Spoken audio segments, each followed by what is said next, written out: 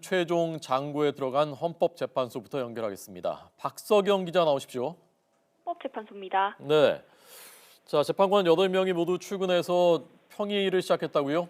네, 그렇습니다. 이정미 헌재소장 권한대행 등 재판관들은 오전 9시를 전후해 이곳 헌법재판소에 도착했습니다. 이 권한대행과 재판관들은 아무 말 없이 곧바로 사무실로 올라갔는데요.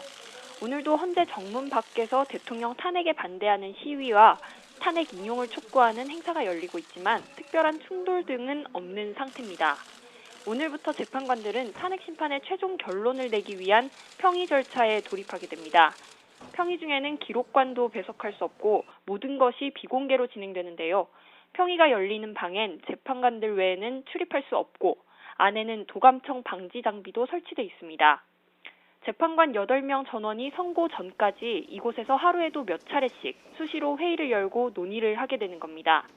평의는 주심 재판관인 강일원 재판관이 사건 쟁점에 대해 검토 내용을 요약 발표하면 나머지 재판관들이 각자 의견을 내는 방식으로 진행되는데요.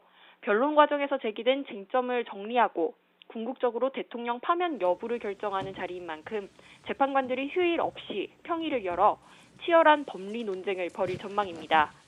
결정문은 평의 내용을 토대로 기각과 인용 양쪽을 모두 가정해 이미 작성을 시작했고요.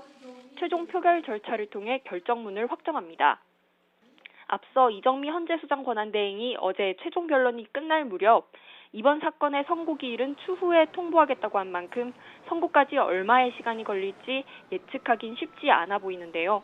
노무현 전 대통령 탄핵 사건 때는 최종 변론이 끝나고 2주 후에 선고가 이뤄졌습니다.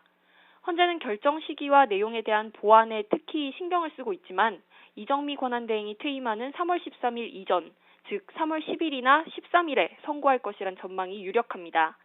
최종 선고일은 선고 2, 3일 전에 통지될 것으로 보입니다.